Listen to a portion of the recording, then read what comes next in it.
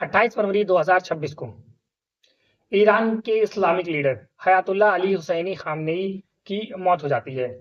तो ये मामला कहाँ से शुरू होता है और किस प्रकार से ये यहाँ तक अंत तक पहुँचा है? चलिए हम आज शुरू से इसको समझने की कोशिश करते हैं। 28 दिसंबर को ईरान के तेहरान बाजार में एक स्ट्राइक हुई थी। तेहरान बाजार को ईरान की इकोनॉमी की धड़कन कहा जाता है। अब ये स्ट्राइक क्यों हुई? क्योंकि ईरान में एक समय एक यूएस डॉलर की जो वैल्यू थी वो 14 रियाल के बराबर हो गई थी। लोगों को एक पैकेट ब्रेड लेने के लिए भी ढेर सारे पैसे लेके जाना पड़ता था। तो इस कमर तोड़ महंगाई के खिलाफ लोगों ने प्रोटेस्ट किया। सरकार ने उसको बहुत बुरी तरीके से दबा दिया और लोग भड़क गए और ये प्रोटेस्ट जो महंगाई के खिलाफ था वो बदल हो गया इस्लामिक स्टेटहुड के खिलाफ और नारे लगे डेथ ऑफ इस्लामिक स्टेट यानी डेथ ऑफ डिक्टेटरशिप। अब इस प्रोटेस्ट को कैसे दबाया जाए?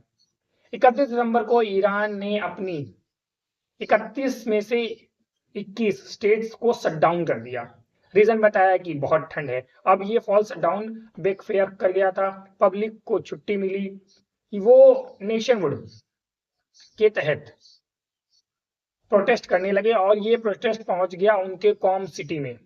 उनका रिलीजियस कैपिटल है और पिछले 30 सालों में अभी तक वहां कोई भी प्रोटेस्ट नहीं हुआ था। अब ये प्रोटेस्ट और ना फैले इसलिए सरकार ने पूरे देश में इंटरनेट बंद कर दिया, इंटरनेट ब्लैकआउट कर दिया। अब पब्लिक के लिए तो इंटरनेट बंद कर दिया, लेकिन गवर्नमेंट ऑफ जो ऑफिशियल्स थे उनके लिए व्हाइट सिम कार्ड इशू कर दिया गया। ये बात पब्लिक को जब पता चली तो पब्लिक इससे और भड़क गई और देश के बहुत सारे शहरों में फिर से प्रोटेस्ट होने लगा।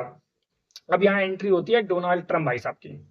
उन्होंने ट्वीट किया कि ईरान में अगर डेथ होती है तो हम पब्लिक सेफ्टी के लिए ईरान के लिए इंटरवेंशन करेंगे। अब ईरान भी इस बात को समझता है कि इजराइल और अमेरिका कभी भी आ सकते हैं, वैसा ही हुआ। इसलिए उन्होंने कुछ दिन पहले ही अपने डिफेंस डॉक्ट्रिन को ही चेंज कर दिया। पहले ये था कि कोई भी देश उन पर अटैक करेगा तो वो रिटेलिएट करेंगे।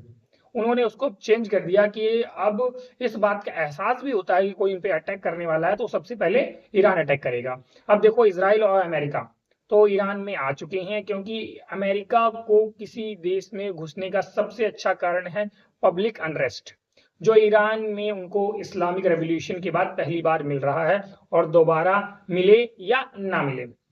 अब इनके ईरान में आने के मुख्य 3 कारण हो सकते हैं। 3 कारण हुए हैं। पहला है पब्लिक सेफ्टी।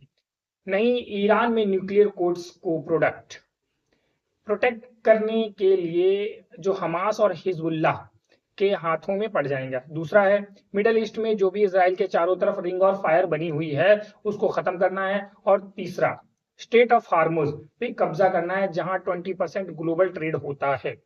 तो ईरान में ये जो कुछ भी हो रहा है उसे सोसाइटी के लिए एक सबक है, जो सोचते हैं कि रिलीजन और आइडियोलॉजी के दम पर खुद को गवर्नेंस कर सकते हैं, क्योंकि जिस दिन भी इकोनॉमी रियलिटी हिट होती है उस दिन सारे के सारे पैतरे धरे के धरे रह जाते हैं। इसी कारण से ईरान ने जैसे ही अटैक के बारे में सुना, अमेरिका ने कुछ शहरों पे अटैक किया ईरान ने उस पर डायरेक्ट अपना धावा बोल दिया। उसी बीच में बदले में जो आए हैं उसमें आपका जो ईरान के इस्लामिक लीडर हैं उनकी मौत की खबर भी आ चुकी है, जिनका नाम हयातुल्लाह खामनेई था।